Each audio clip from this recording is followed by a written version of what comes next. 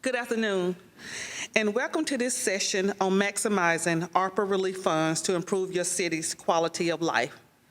Thank you to our panelists for being here to share your community's experiences, and to you all in the audience for coming to listen, learn, and join in the conversation. I am Eartha Cummings, Mayor of the City of Tennille, and I will be moderating today's session.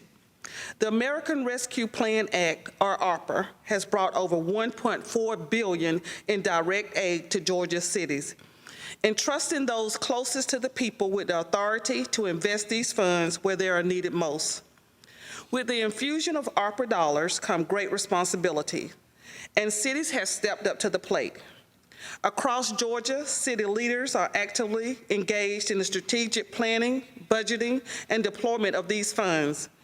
In this process, they have invited input from stakeholders around the community to identify and target areas of critical need, whether that be dilapidated homes, which have had to double as offices and schools during the pandemic, struggling businesses that had to pivot as face-to-face contact was significantly reduced, or support to essential workers who have kept the lights on, the water running, and our communities safe, despite the public health risk. At the same time, ARPA presents cities with a once-in-a-lifetime opportunity to tackle community-wide issues they might not otherwise have the resources for, such as improving decades-old infrastructure and uplifting disproportionately impacted groups through affordable housing or high-speed internet. In these ways, ARPA is an investment into the public health, economic prosperity, and quality of life of a city for generations to come. Georgia's cities have been on the front line of this pandemic, helping households and businesses stay afloat while also building up the resilience and well-being of their communities. Much of that has been made possible through the American Rescue Plan, and this afternoon you will hear from several city officials who have channeled their ARPA funds into transformative projects to help their communities heal from this pandemic and bounce back even stronger. While every city is different, we hope this session will inform and inspire conversations about how your city chooses to maximize its ARPA's dollars to improve your community's quality of life. The panel before you comprises 3 city officials: Jenny Smith, Mayor of the City of Louisville; Isabel Rogers, Chief Financial Officer for the City of Conyers; and Trey King, Mayor of the City of Decatur. I told him I gotta act like my students in Saturday. Decatur.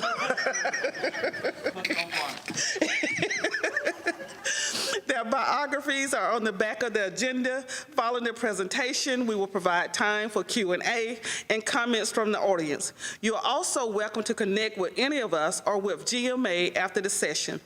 I will also note that by scanning the QR codes on your agenda, you can access their presentation slides as well as GMA's webpage with more examples of how your peers have invested their ARPA funds.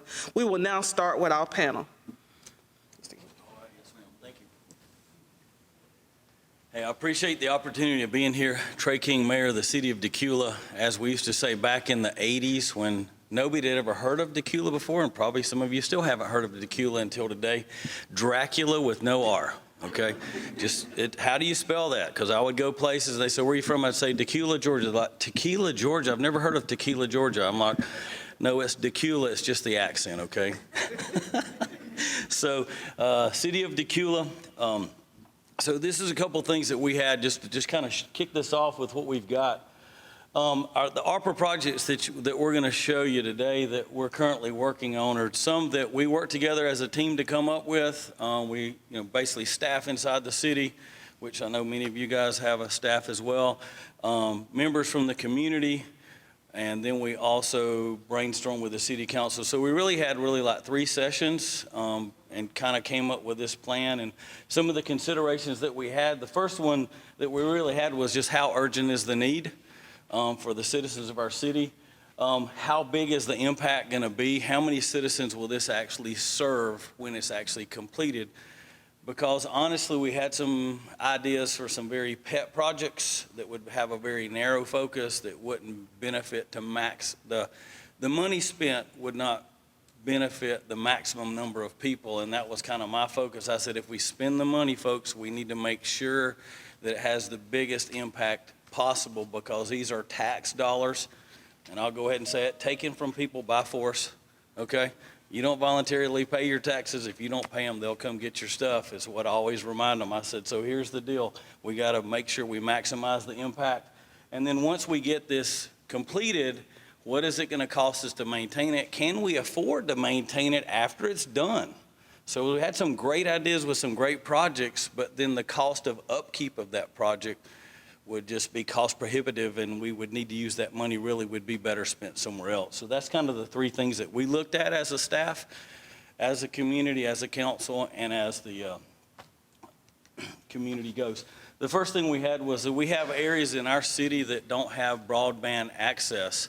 There's a few streets in the city, and one of the ones that we partnered with, MIS Solutions and Pivotal Networks, and we can get you more information on that if you're interested. And one of the things that we really had an issue with is that we have a city park that's open from dawn to dusk, but the situation is that there's no way to monitor what's going on in the park afterwards. And we had a situation with some repetitive vandalism and that kind of thing. So that was one of the things that would allow us, if we provided a Wi-Fi broadband connection at the city park, so while people are down with their kids at the park, or while their parents are maybe playing, we have a disc golf course there, it would allow them to work on other things and be there and be present, but then at the same time, it would also allow the city after hours to have some way to know if something happened at the park without actually having to send a person over there. So that's what we looked at. So we actually checked with a couple providers. AT&T came through biggest for us. They were willing to install that broadband for free. One of the bids we got was $450, well, actually not a bid. Technically, we talked to them verbally, said it cost around $450,000 to do it. Another group said $400,000. Then we finally hit AT&T, and they said, hey, we will install that for you for free. So then that brought up the next point, is that, you know, how much is it going to cost us to maintain that? And it's about $1,200 for both locations, the long street, and I'll show you a picture of that here in a second. And then also the city park, about $1,200 a month is what it's going to cost us. And then we've got about a startup cost of about $5,000 for routers and that kind of thing. Honestly, that's not my specialty. Thankfully, we have a city councilman, that's what he works in, is Mr. Haynes on our city council. He is like our fiber optic guru, so he knew all the right questions to ask so that we didn't get trapped into something that we couldn't afford. So it worked out to be about $5,000 to get everything up and running. The other situation we had is that we have a, probably like many of your cities, is that you have a lot of city streets that at the turn of the century, not 2000, but 1900, okay, were dirt. And then somebody got the idea, hey, we'll put some gravel down. Okay, that's great. And then we're going to go pave it. Well, there were no considerations really given to stormwater back in the day, because honestly, there wasn't a lot of asphalt and topping out there, impervious surface. So as the city developed, it kind of created its own situation. We had some low-lying areas that would flood if we got a heavy rain over 2 or 3 inches that lasted, you know, for more than a couple days. So we took a look at that. We don't have it totally planned out, but the improvement there is going to really work out to be about around $750,000 in order to complete the project, because we're actually going to have to raise the road about 1.5 feet to keep that lower end from flooding, which is a corridor that school buses use. So you can imagine you get a big rain on Friday night and Saturday, and then on Sunday they call you and say, hey, there's like, 6 inches of mud and debris in the road because it flooded, and then you've got to find somebody on the school board and transportation and say, hey, that road's going to be closed probably Monday, Tuesday, and Wednesday. So then that just total chaos at that point. So we're currently looking with a design through an engineering company about exactly what we need to do, and doing some inspection of some existing stormwater that's there, that's been there probably since the 40s or 50s, and it's partially caved in, so all that'll have to be excavated and put back out and filled in. The other big one we had is that, believe it or not, and probably some of you guys, if you don't live in a larger city, your city hall may be on septic just like ours was. So the City Hall we constructed in 1999, back then for $1 million, which was a lot of money. Constructed that City Hall, and at the time, septic was our only option. Since that time, we've partnered with Gwinnett County to actually move sewer access closer to the City Hall within a distance that we can reasonably afford to go back and tie into. And you know, during the normal course of the year, it's not a big problem, but if we have like early voting and we have dozens and dozens of people in and out of the building, it just exceeds the capacity of the septic tank. So that was kind of a really big problem that's only going to be a growing problem as that system ages. And we've currently got a engineering company looking into that as far as coming up with the best plan and actually how to tie into that. So that was our second big one. The next one was is through the pandemic, our inside staff, our office staff, and then our outside public works did not miss a beat.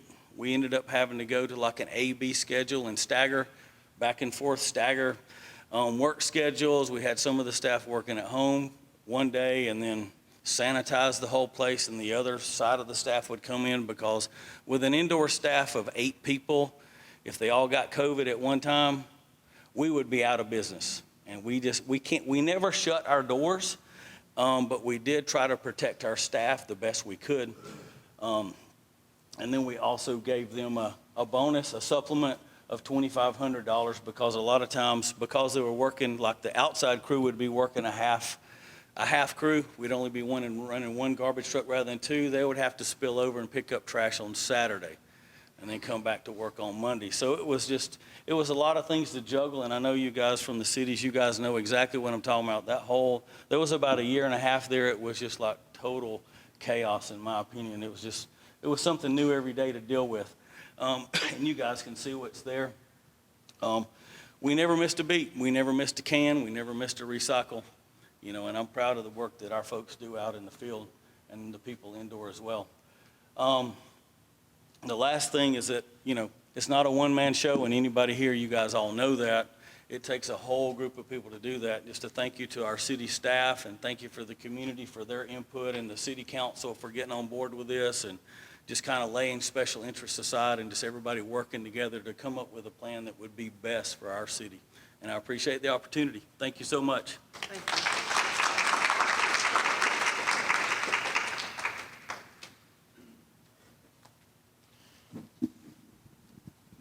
Good afternoon. I'm Isabel Rogers with the City of Conyers. I am the Chief Financial Officer. So my presentation is mostly geared toward how we put together the program to help residents and small business in our community. But I have in here the map that shows where Conyers is, because a lot of people probably don't know where Conyers is. We are the only city in Rockdale County, the second smallest county in the state. And we are in the metro Atlanta area, and our population is about 16,000. So we started also with several work sessions. We gathered staff, senior staff, to put some recommendations together so we could present to the council. And since each department head is the expert in each of their respective departments, we put some ideas together, and we had these public work sessions and brought it to the council, and then we asked for their input as well. So the original list of projects is before the final ruling came. We were just going by what was allowed on the interim ruling. And so these were some of the major projects. We did some incentives for vaccination and premium pay, and mental health initiatives, and broadband, and so on and so forth. Another thing that we had in there, because the mayor and council were very interested in helping residents and small business in order to help from what happened with COVID. we had in there a line item. We had put about $300,000 for a consultant to put together the program for us to do the assessment.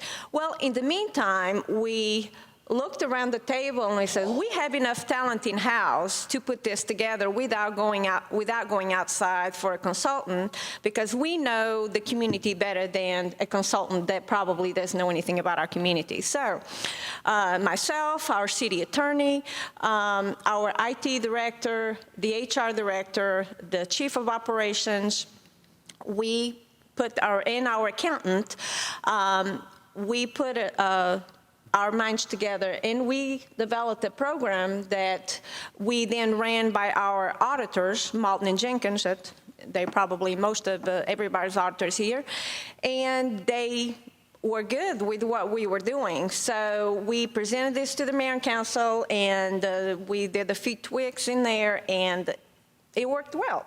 So the first thing that we did in here, and I'm just going to go briefly over it and then be open to questions. So for residents, we took apart $250,000, and we did the same for business. And we decided to do $1,000 per resident, so we could help up to 250 residents. And we established some requirements. It was based on residency, income, and hardship. And then the awards were just awarded by one per household. We also put in there that some individuals were not eligible. If they worked for government, any kind of government, then they would not be eligible. And also we had some council members that were adamant that if a resident had already gotten help from another jurisdiction, whether Rockdale County or the state, then they would not be eligible. And so we had the residency requirements, income requirements, and the hardship requirements. So what we did, we also put together a flow chart, how we were going to go about to make sure that we followed everything without skipping a beat. So these were the documents that were required: proof of residency, proof of income, proof of hardship, and valid proof of identification. So what we did, and this was where our IT department came into place, we put together these applications. We put them online. They were very easy to complete online. And then also we were aware that some of our residents were technology challenged or don't even have a computer, so we offered the ability for residents to come to our city hall, and we would have someone in there that is bilingual to be able to help these residents fill out their applications.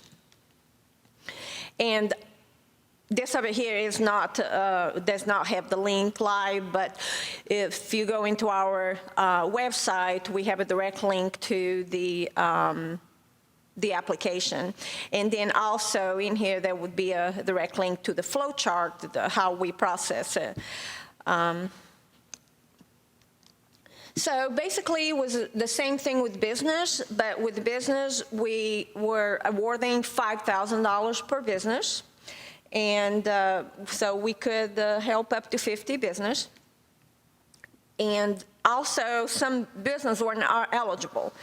If they had any relationship to a government, whether local, state, or federal, and if the business was owned by an elected official, and if they had received other COVID funds, and we also did not include any nonprofit organizations. And so the requirements that we have for business, at first we started with business with 10 or less, but then we did not have enough business applying, so we changed that to 25 employees. And they had to have been a business owner the previous 2 years. And they also had to show a revenue loss of at least 35% in order to qualify.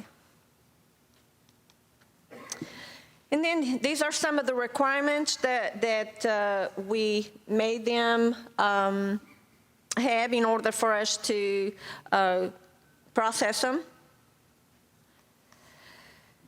In the same thing, we put the application online where they could go in and automatically apply. And once they applied, if they were missing items, you would reject them. And you would basically follow the same flow chart as the resident. Now, we put some ideas, things that we had to think about. So in our case, everyone that lives in Rockdale County has a Conyers address. Well, they not all live in the city limits. So the majority of the rejections that we had were people that were not actually living in the city. They lived in Rockdale County, but they had the Conyers address. So unfortunately, a lot of those were rejected just because they didn't live in the city. We did have a lot of people that sometimes would say, well, I never heard about this. So we actually, at our mayor and council retreat in January, some of our council members told us we need to expand the way we are letting residents and business know about this. So we put it on our website. We did some pamphlets that we mailed to everyone, and also we went to our business license department, and they emailed every business that was 25 and less and told them about this. So, and we also used all our social media like Facebook, Twitter, Instagram to put it out there for the residents, and also word of mouth that worked well. So we also took into account those residents that did not file a tax return for a variety of reasons. So they would have to have a signed letter certifying that they did not have a tax return in order to qualify.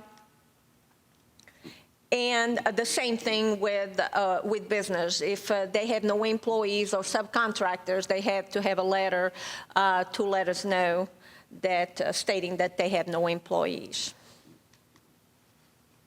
And so the thing that we found the most challenging was to get the word out. You would think that this would be something that everybody would be familiar with, but a lot of people have never heard of it. So we used all kinds of different ways to put the word out there, including in our city hall. On the lobby, we had that in there to let people know that the applications were online and that we would be able to help them if they came in.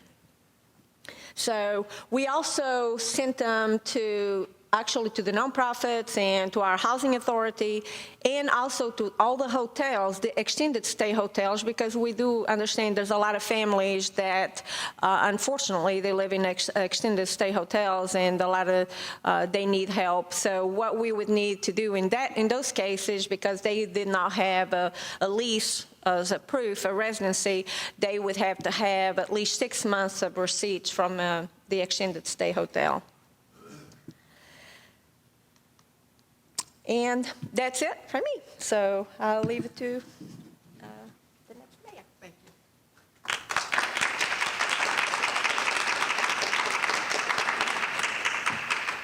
Thank you to GMA for asking us to do this.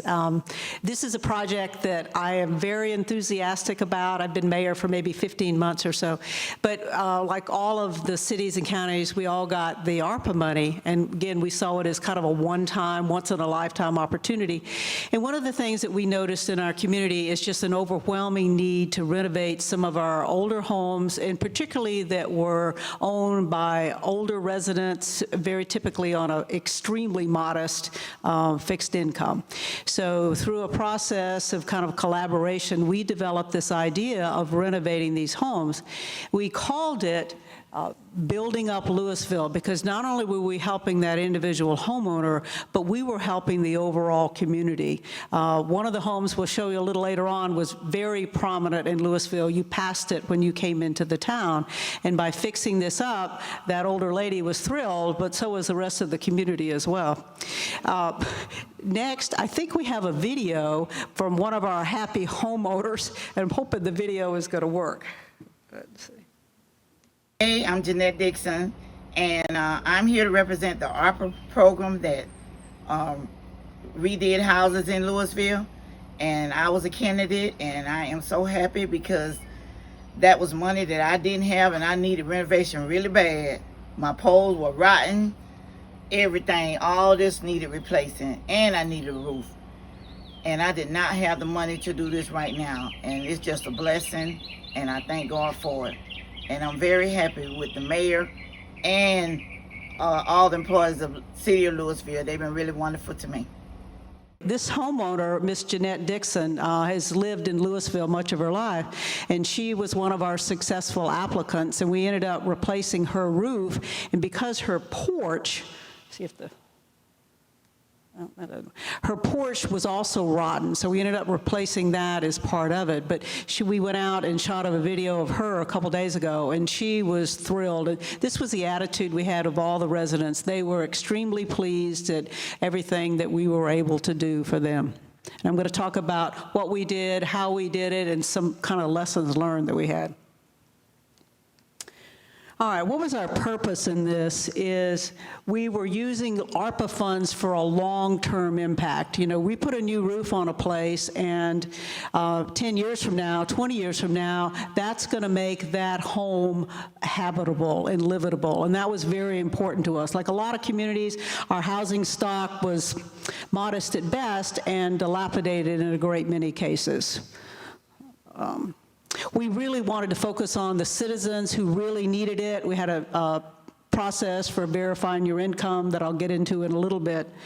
But we also, beginning a couple years ago, we identified blighted property in our community that we wanted the owner to tear down or rehabilitate or whatever. And then we realized that for some of these homes, if we didn't put a new roof on that, then that was going to be blighted property within 10, 20 years or so. So it was also a way to prevent future blighted property as well. All right, how did we get the funding? Our city council approved by resolution $125,000 of ARPA. And then, rather graciously, Georgia Power gave us $25,000. And the picture you see is in front of the same homeowner, Ms. Dixon, and the rep from Georgia Power and the man that did our roofs. And the sign that you see, one of the things we wanted to do is we wanted everybody in the community to know what we were doing. So we got this huge sign, and if the home was being renovated, this sign went in the front yard. So everybody knew what was going on and kind of what the deal was. And we gave it the hashtag Building Up Louisville as well. All right, what was our focus? We quickly realized we could not be all things to all people. So we focused on safety and structural integrity, electrical system hazards, plumbing hazards. For instance, we found one home that had a sewage leak under the house. Structural system failures, a leaking roof, foundation problems, rotting porches, things of that sort. Also, quality of life. We wanted people to have a functioning kitchen and a functioning bathroom. It didn't have to be pretty, but it did need to work. What was the process that we went through? First of all, we advertised it on social media. I did radio ads. I made a video that we posted on Facebook just to get the word out there to our citizens that they had this opportunity. We had an application, and the application process, we pretty much followed what you use for CDBG. Same type of application and income requirements and all that sort of stuff. We verified income, and again, using the HUD standards, and ownership. Ownership became a challenge in some cases. We required that you have clear title We ran into 3 or 4 cases who otherwise would have been eligible, but it was grandma's house, grandma died 40 years ago and didn't have a will, and I'm the grandson, but you don't have title. So therefore, we would not approve you. We did offer to help them get title, help pay for the legal fees, but in those cases, they couldn't get the other heirs to agree. We had a full application. We wanted to verify that you didn't have $100,000 in the bank, that kind of thing. And incidentally, income and money in the bank was never a problem. They did not have it. And this next thing was one of the most critical things we did is we were dealing with older, dilapidated homes. So we hired a home inspection company. And this gentleman came out and thoroughly documented every single deficiency. If there was a brown stain in the ceiling, he put it on his list. Plus, he gave us lots of photographs, he gave us detailed descriptions of the problems, and he gave us cost estimate. And while we had to spend $500 per house, that was money well spent, for sure. We established a housing committee, which was people from our community, actually the rep from Georgia Power. We wanted some construction expertise. We wanted a set of independent eyes to look at these applications, something other than Ricky Sapp, my city manager, and myself. So we formed this committee, and then we would show them all the applications and the pictures just to get their feedback and their approval and their concurrence. We wanted to get that kind of community buy-in. And then in the end, we finalized the approval list and then moved on to the next step. Why were the inspections important? As I said, we found a sewage leak under one home. This was a home that we found. We went in the home and we discovered that they had previously had a water leak around the water heater. And actually, I talked to the owner. Her cat broke one of the pipes, and the water ran all over the floor. So they fixed the pipe, but the water was still there, and incidentally, the same home had active termites. So as a result of that water leak, the water heater sank into the floor, and it was a gas water heater, so the pipe that you see got disconnected. We came in the home, we saw this, and that's a huge safety hazard because you could have carbon monoxide pouring into this house. So we immediately shut off the water heater, but in fact, this is a home we are renovating beginning this morning. We should be, actually. But we found these kind of safety hazards. This was probably one of the worst, the most dangerous that we did find. What was our eligibility requirements? It had to be owner-occupied, single family. The occupant had to have a clear deed, and we required proof in all of these cases. And I mentioned we had a lot of heir-type property. Had to be within the city limits. You had to have eligible deficiencies, such as a bad roof or foundation or things along that line. We required proof of insurance. You know, we felt like we were investing money in this home. We wanted to know that it was a wise investment. If the house burned down, then the homeowner would be paid for it. We required they be current on taxes and utilities. We wanted to ensure that this was what we call a good citizen. Again, that was part of we're investing the money. We want to know that it's going to be used wisely. Again, they had to meet the HUD requirements. Meeting the HUD requirements was not a challenge. They all easily met it. I think they could earn up to $25,000 or $30,000. Most of them were making about $10,000. All right, what was the final list we ended up approving? We had 21 applicants. We approved 18. Our final list came down to 15. 3 of the applicants passed away in the process of about 7 months. These were typically older ladies that we were dealing with, and 3 of them just happened to pass away. We did 9 new roofs. That was the first thing, and by far the easiest thing. We did some electrical service, we're talking about panel upgrades, that type of thing. And then we did several porch repairs. Typically, we would be doing a new roof, and whoops, that porch is rotten. We got to replace the porch as well. Some floor replacements, foundation repairs, handrails and steps. bathroom and kitchen repairs. And some of these are actually ongoing. In fact, a lot, other than the roofs, the electrical, we're still doing them as we speak. All right, where are we at right now? We've replaced all the roofs. The electricals, we're about halfway through the construction. By construction, I mean carpentry, foundation, plumbing, things of that type sort. What were our challenges? Getting contractors to bid. The roofs were straightforward. We actually got 2 bids. That was easy. Then we went to electrical. We have a good electrical contractor in our area. Then we came to plumbing and all the other stuff. We made tidy little bid packages, and we put them out there, and we got 0 response. Okay? So we had to kind of rethink things. I mean, as you know, all these contractors are busy, and they really were not interested in our little projects. Plus, like everybody else, we have price increases and parts availability. The other thing we ran into is when we added up the home inspection requirements that this home inspector had done, he was listing something like $350,000 worth of repair, but we had decided some of those are really not critical, and our budget was $150,000. So we had to whittle it down just to kind of get within that budget. So we really focused on structural integrity, safety. You may have a brown stain in your popcorn ceiling, but we are not going to fix that. And one thing, I would go out and talk to each of the homeowners. I went with the home inspector, and then I would go out and talk to each of the homeowners, explaining what we were going to do and why, and what we would not be able to do and why. And I found they were very willing to accept it. They were just thrilled that we were doing anything, is the response that I got.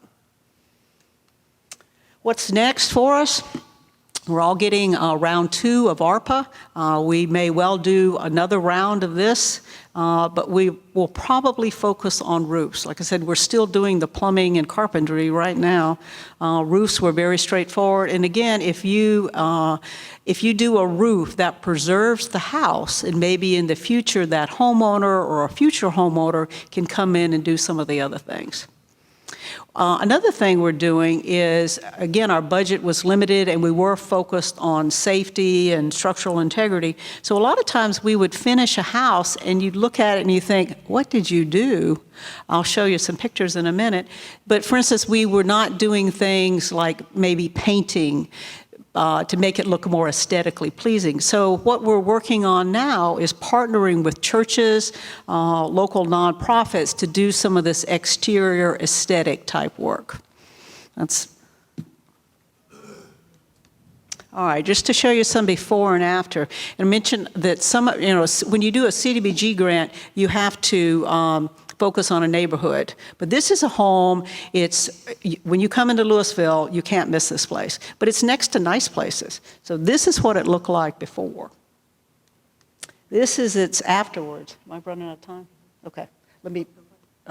So we put a new roof on it, but it still looks a little shabby, actually. So what we're doing is we're getting somebody to help paint it. This was her bathroom before. Now, this is her bathroom now. No one would ever think even the new improved is palatial, but it's functioning. And that was our concern. This was a home that we put a new roof and replaced that porch.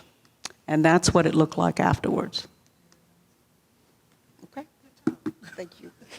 I could get really impatient about this. Thank you. Next, we're going to talk about the wonderful city of Tennille.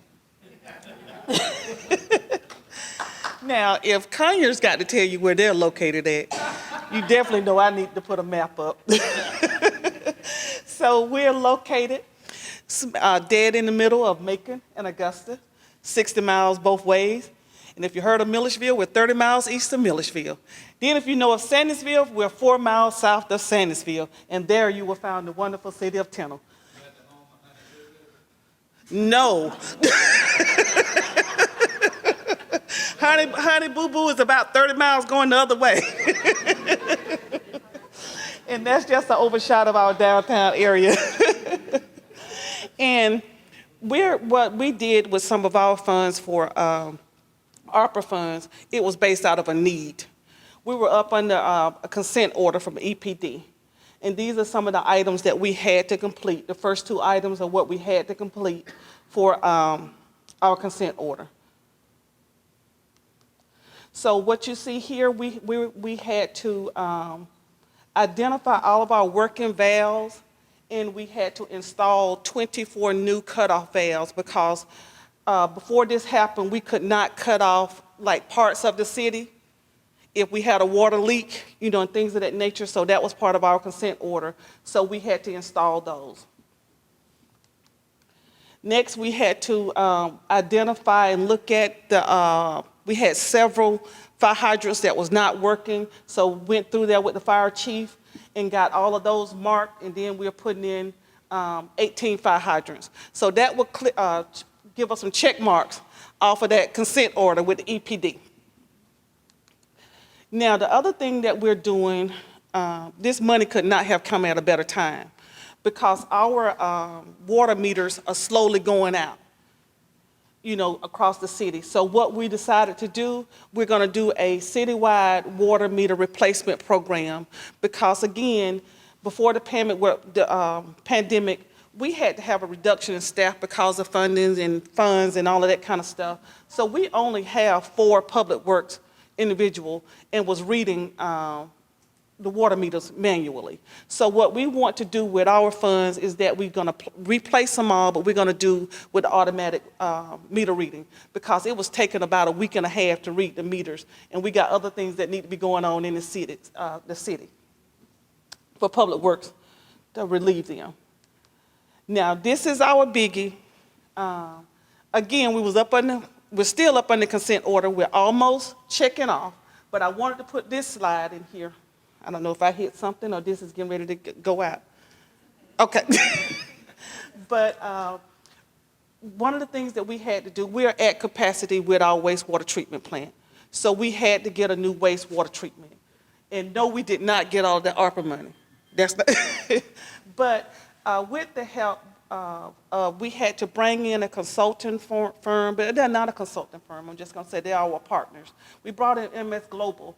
In talking with EPD, we needed to get the funds to help us to get this wastewater treatment plant. And this is what we did. We completed the application last year, and we got awarded in March almost $12 million to be able to build a new wastewater treatment plant. That's going to enable us to be able to do a lot of other things that we need to do in the city. But our main goal and need at this present time was infrastructure.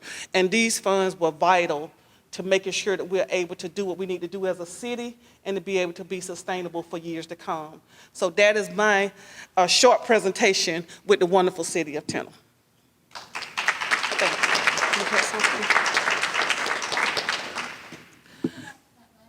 Okay, yes.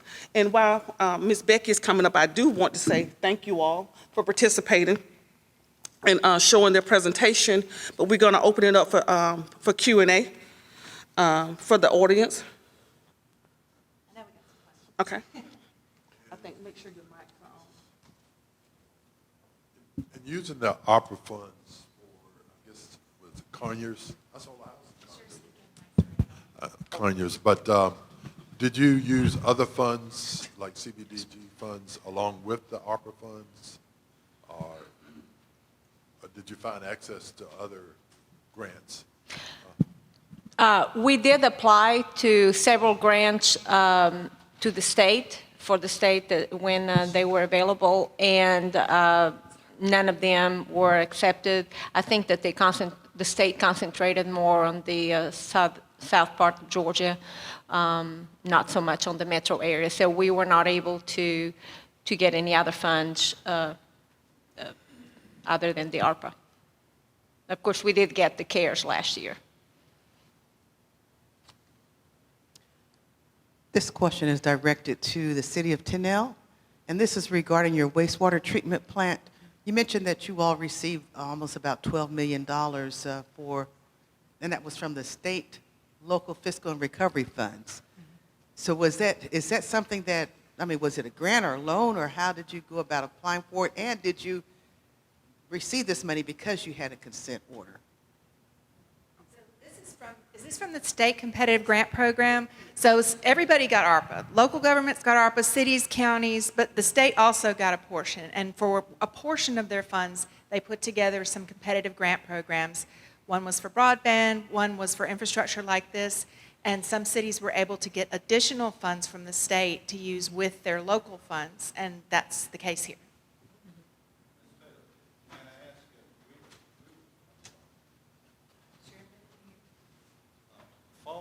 Following on the question regarding the state fiscal recovery funds that Tennille benefited from, that was one round. I understand there may be another round coming up at the end of this year. Do you know of anything, just some talk about it, because we didn't get it the first time around? Yeah, it was very competitive. Is John Eunice here? No, okay. I'm not sure if there is or not. I've heard that too, but I'll have to check with them and see if they're planning to do that again. That's my understanding, but I don't have any details about it. Did you know anything about it, Claire? Have you heard anything? Okay. Who raised their hand? And I come at this with total ignorance. So for those of you that did direct assistance or the homes, how does that work in terms of state rules? Because there's a rule where one government can't just get gratuity. So how does that work? We're not a CDBG city or anything, so this would be our first time doing something like that. Okay. Do you want to answer? Oh, Hey, I'm the city attorney for Conyers, so I just said Isabel. Oh, I know that one. It was in our city attorney luncheon yesterday, actually, and that question was asked, and what they said they had analyzed it was if you're only using federal funds, then you have to follow the federal rules, so the state gratuities clause didn't apply.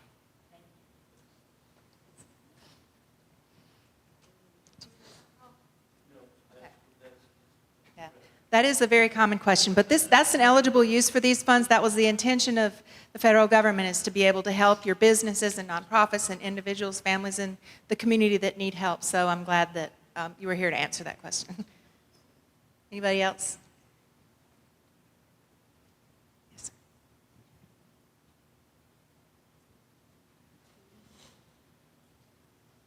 sir.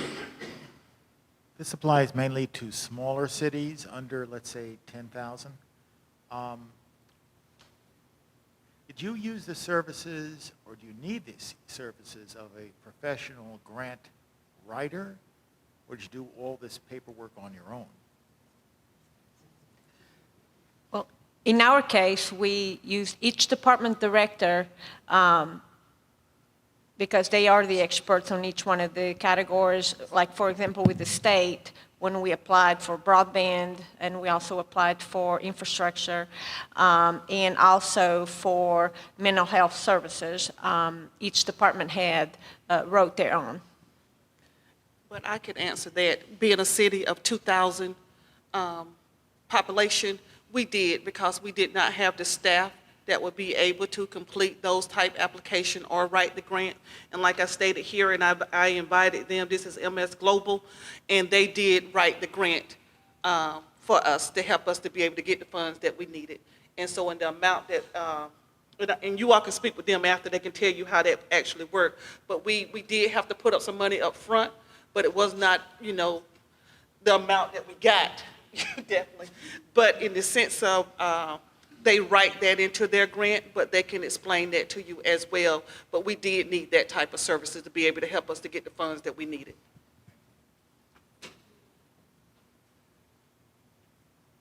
Any other questions?